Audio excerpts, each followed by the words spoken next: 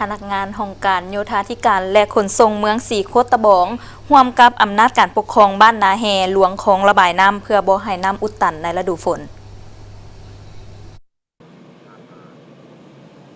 ท่านคำล่าอังมัตสาหัวหน้าองค์การโยธาธิการและขนส่งเมืองสีโคตะบองนครหลวงเวียงจันทน์ได้รายงานให้ฮู้ว่าเพื่อเป็นการเกี่ยมป้องกันสกัดกั้นบ่ให้มีน้ำอังน้ำท่วมในฤดูฝนปี 2023 ที่จะมาถึงนี้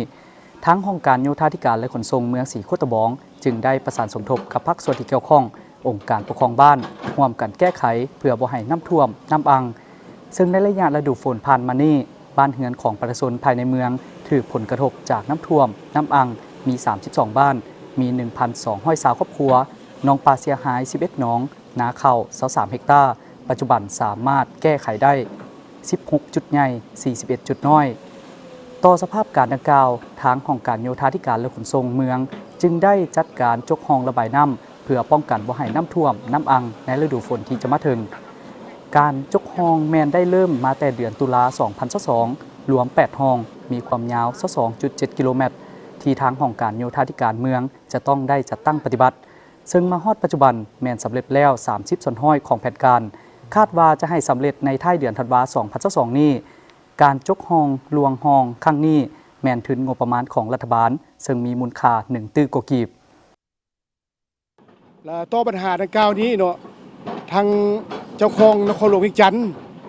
เจ้าเมืองสีโคตะบองเนาะหัวหน้าแผนกโยธาธิการและขนส่งนครหลวงเวียงจันทน์เพิ่นก็ได้ลงมาใกล้ชิดติดแทศเนาะชี้นำให้พวกเฮานี่จะต้องได้แก้ไขด่วนเนาะซั่นภายหลังที่น้ำท่วมนั้นแล้วเนาะภายหลังที่ได้รับการชี้นำแล้วพวกข้าพเจ้าก็ได้สมทบกับอำนาจการปกครองบ้านเนาะแก้ไขบ่อนที่ท่วมหนักหั่นอยู่ใน10บ้านนี้เนาะเป็นต้นแม่นบ้าน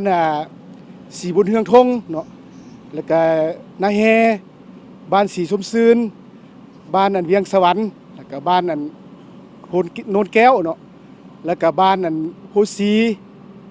แล้วก็บ้านดงนาท้องเนาะบ้านหนองเนียวหนองแตง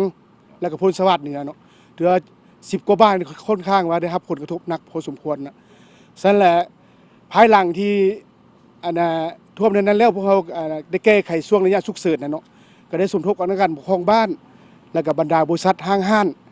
ระดมทุนกับเจ้าแก้ไขเพื่อระบายน้ำออกในช่วงน้ำท่วมมันเนาะถือว่าภายหลังที่พวกเขาแก้ได้ถือว่า16จุดเนาะ16จุดในช่วงเดือน8เดือน9ครับ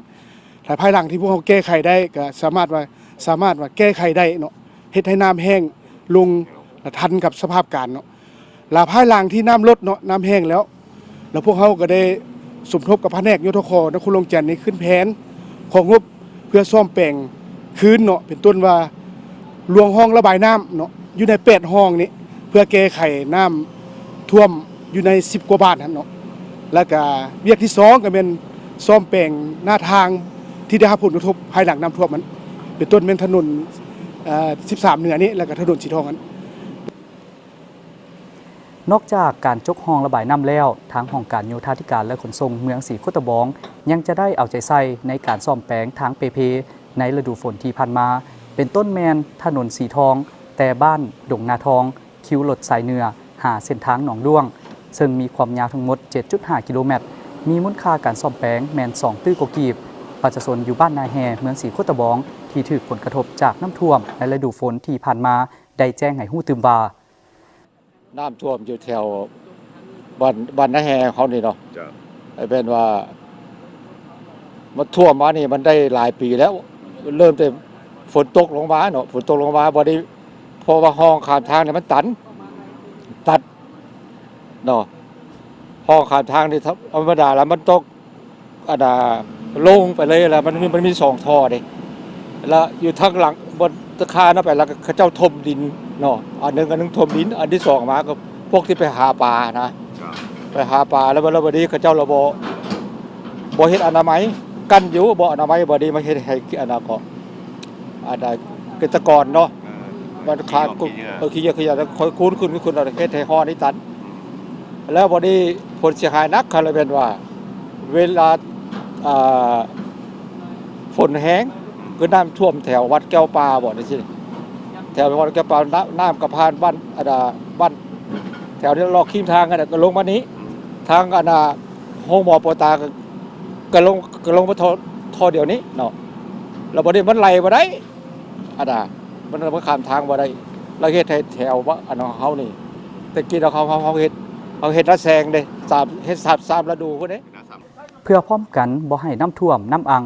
ทีมงานข่าวสถานีโทรภาพแห่งสัตว์ลาวขอเรียกร้องมายังพ่อแม่ประชาชนผู้ที่มีบ้านเฮือนอยู่แคมทาง เป็นเจ้าการในการปกปักรักษาห้องระบายน้ำช่วยกัน และบ่ให้น้ำเอากระโปะกระปอง เศษอาหารประเภทต่างๆ ไปทิบใส่ห้องระบายน้ำเพื่อหลีกเลี่ยงจากน้ำท่วมน้ำอังได้อีก